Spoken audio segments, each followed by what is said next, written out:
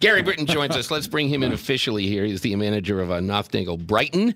And I know that you've been, you have some legs on your career, don't you? Oh, yeah. I got in the business in 1981, and Moses was sitting next to me. Moses. So that's how long I've been licensed. And just to give a little perspective, back then, purchase offers were one page, and the interest rate was 19%.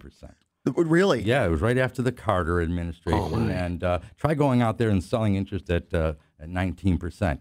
So when it fell to 10, I mean, all us realtors were running around naked in the street. We were so excited. Well, Moses must have loved that. Yeah. So now it's down to around 4.5%, which is unbelievable. Yeah. It's been unbelievable for years now. Yeah. Well, what happened when the interest rates dropped from the 18-19 levels down to 10% in that time frame?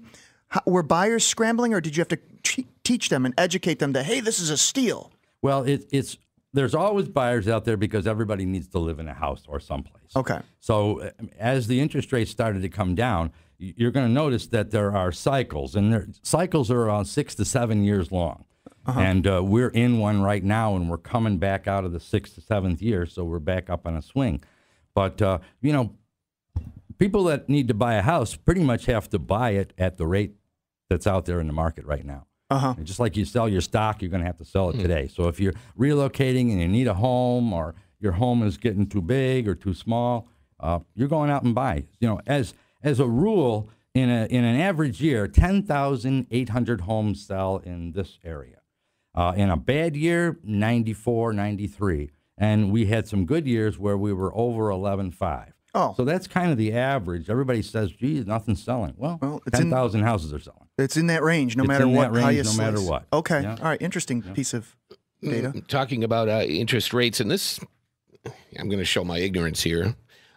Is there such thing as a regional mortgage rate? I mean, do certain areas of the country have lower rates than others? It's just like gas. Yeah? That's good. It's good analogy. Regional pricing for gas, and it is also a regional pricing for interest rates. How much of a swing could you see?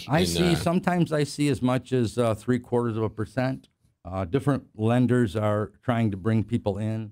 It's the same as the credit cards. They're going to offer an initial rate that's a little lower to get you in. But they're generally hovering around 4 to 5% right now, starting to creep up a little bit because of the Middle East and the oil and what's going on. Oh, yeah. Yeah, well, we've seen what that's doing at the gas pump. Oh, yeah. Right. Yeah. Gosh. Fun. So, what are you seeing? Are you seeing actually, I wanted to ask you first while we're on commercial break. What do you do the majority of personally? Do you just manage the office at Brighton Nothnagel, or do you sell new homes? Do you sell existing homes? I mean, what's your forte? You know what I mean? There's like 4 parts of me. I manage the Brighton office. We have 50 agents there, great crowd, and we service quite a bit of the community. In addition to that, I have a large inventory myself, and I sell. I have a lot of clients after 30 years. So you have to babysit 50 agents and still sell. That's impressive. Still sell. And then I represent a builder up in Webster on Coastal View by the lake. Okay. And then I also teach real estate. And then occasionally I do a radio show. Well, yeah, you're doing good at this. That's right. Where do you teach? I teach realtors how to get into the business. Okay. And then I teach the sales and motivational classes, trying to keep them in the business. Yeah. Oh, very cool. Yeah, so it's exciting. I mean, there's always something new coming up in real estate. Now, I don't know if you guys have seen this, but they have these QR codes where you take your little smartphone and it's like the squiggly box. The squiggly box. Gosh, yeah, now you can take everywhere. your smartphone and you can take a picture of that code, and it takes you to a website, tells you all about. So this is the cutting edge, and Nothnagel just came out with it, and you can see that. Very nice. Soon you'll see it on their signs and all their literature. Does it make your job easier or tougher, do you think? Well, you just have to get more technical in the business. I mean, you have to, if you walk up to an agent and you say smartphone and they don't know what you're talking about, oh my God. It's bad. It's bad. I can relate. The generation from 37 down is going to look at you and say, "Nah, you're not for me, buddy." Well, when I first started, the cell phone was big as a carry-on. Oh yeah, yeah, me too. Now I do 2,700 texts a month. Holy cow! I mean, so I'm texting everybody. Do you have more than one phone? I love the people who have more than one phone. I did. I was one of those guys once. I'm not It was surprised. ridiculous. Really? Yeah, and I was trying to set up appointments to show, let's say, 12 houses in a day. It's almost impossible. Then you're juggling, you're backing up, so you got to call ahead and say I'm behind. And literally, sometimes I'd stand outside my car and have that one that was stuck in the car on the console, and then I'd have the giant brick. And I'm like, you know what? Why don't you just shoot up on some crack too while you're at it? What an idiot. Well, I used to love it. I had a pager, and the pager would go off. And then I would drive all around the city looking for a payphone. I finally find one, and I go in there, and there's no receiver. Somebody yanked that off. Yeah. And then you got to be worried about the razor blade in the coin return. You know, that's right. That's right. Forgot about that. It's certainly changed over the years, hasn't it? Yeah. What is it? What has been the biggest change? Let's say, maybe the technology. We kind of hit it on that, but something else. I think the internet is the biggest change. I mean, when Al Gore invented it, I think he did a great job.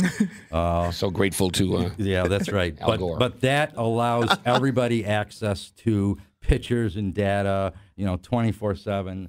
We get a lot of people going to the internet. So that's it. But for every good picture on the internet, for every good representation, there's got to be one that's a little. Well, that's not what it looks like. Yeah, we screen them all because I get them when they come in, and boy, they still got the dishes on the counter. And the dog is on the bed, and so I went, this has got to get cleaned up a little bit because this is going on the internet. See, the dog on the bed might be cute. Yeah. But not for Mr. I don't want to live in a house. See, we don't that allow had pets. animals or people in the pictures because it goes on the internet, and here we've got little Johnny or little Mary in the corner, and we don't need that happening. We have someone in our neighborhood who's moving out. I think you may have heard that a little bit earlier, and she was told for the pictures to get everything personal out of there. Pretty much everything personal had to go. Yeah, you want to clean it up. You want to make it look large. You don't want people to go in there and say, "Oh, that's a wonderful place full of antiques. I think I'll come back tonight around 11." Yeah. So you don't want that going on. Or even the honest guy. I'll take the honest stance for once. That's right. The room looks small because there's too many antiques in it. That's correct. Yeah. So then after the showing, people say, "Well, I'll ask them, what do you think of the house?" And they'll say, "Those paintings were fantastic. I have no idea what the house looked like." Yes, that's a good point. So that's why really you're trying to declutter and make everything look big, and that's part of the trick. So less is more when you're trying to sell? Yes, less is more when you're trying to sell because it's hard to envision your furnishings in a house that's full of theirs. That's true. Right.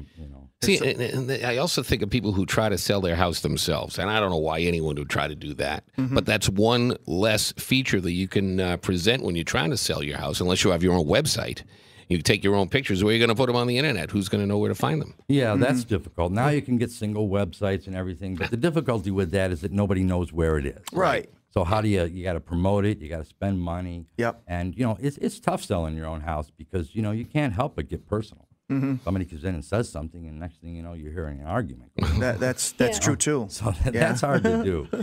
You guys buffer that as we buffer it. We're brokers. In the middle. We get the punches on both sides, but that's what we're trained to do. All right. When we come back after this break, I'm going to put you in the middle of a situation that's happening in my neighborhood, and I want to know how a realtor would handle this. That'll be fun. He is Gary Britton, the manager of Nothnagel in Brighton. I'm Steve Hausman, Pat Coyne. Alex, this is Property Source Radio. We'll be back in just a couple of seconds, so stay with us here at Sports Radio 950 ESPN.